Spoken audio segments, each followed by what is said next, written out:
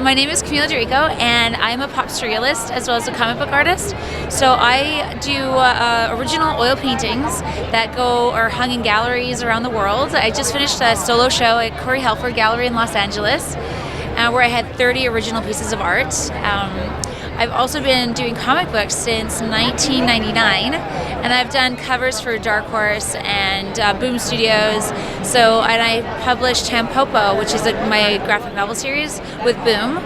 And so I come to the Comic-Cons. I'm very much inspired by anime and manga. I absolutely love the aesthetic of the Japanese art, as well as the way they tell stories. So a lot of that influences my art, and it's a big inspiration of mine. I love coming to cons because I work from my studio at home, and I'm not connected to the world. But when I come to a convention, I meet thousands of people, and I not only get to meet fans of my work, but also be introduced to a lot of new people. And it's really amazing to be able to talk to people in person and see their reactions to my artwork. Whereas I can't get that if I'm at home, sitting in my studio all alone. So I'm launching my new coloring book. It's an adult coloring book. It's coming out in July, so that one's coming out. It's part of that new trend of coloring books that are geared towards adults, so that I think it's just people who find a lot of time to meditate by doing coloring in a lot of patterned art.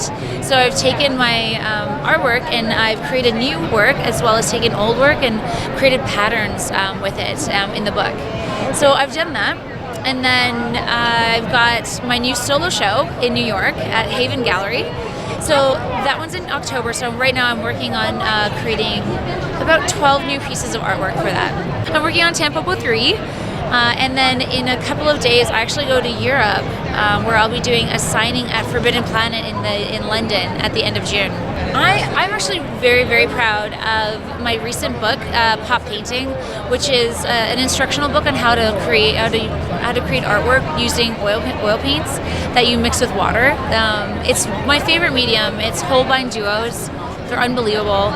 And it's an instructional book. It's for an aspiring artist, and it's also for people who enjoy my art and want to see my process. So I did all the writing in the book, so I'm the author of that, and that was the most intense writing I've ever done, because I do my work and I do it instinctively, so I don't really sit there and think about every little detail of what I'm doing intellectually. So the book itself, I spent a lot of time considering the lessons to make them really easy for people to understand, and make it really casual and have a really fun feel to the book. And I'm also extremely proud of Rainbow Children, which is my latest book with Dark Horse, because it's a compilation of my last 3 years of artwork. So I collect paintings and drawings from 2012 to 2015.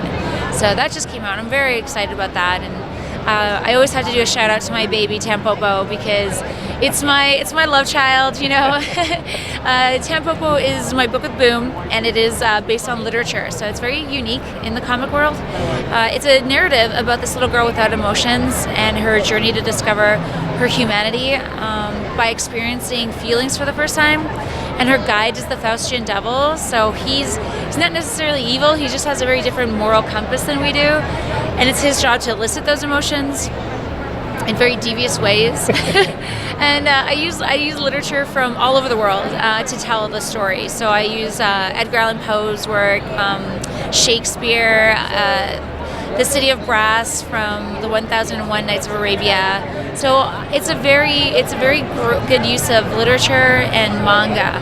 I would say it's actually the love child of the two, So I've been painting for 11 years now, and when I first started painting, I didn't even know that pop surrealism was an art movement. I was just painting big-eyed girls that had a very anime aesthetic to them, just because of my love of the Japanese anime and manga.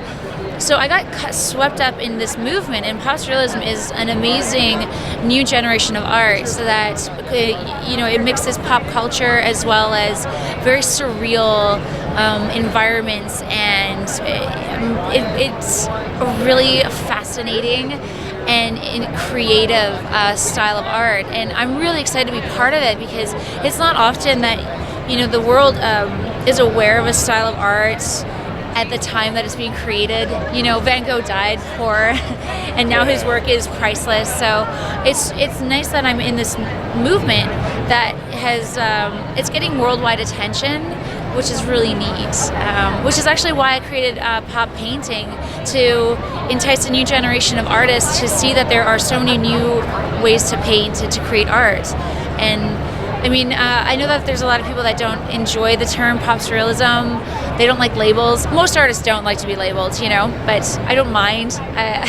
If that's what people want to see me as, then I'm totally fine with it. And I think it's definitely something that people should look into. And I hope that museums start to take notice as well, because they're showing all the old, you know, old art, which is totally amazing. But I think that if they just included art that is current and unique, the way that pop surrealism and lowbrow is, that it would be unbelievable.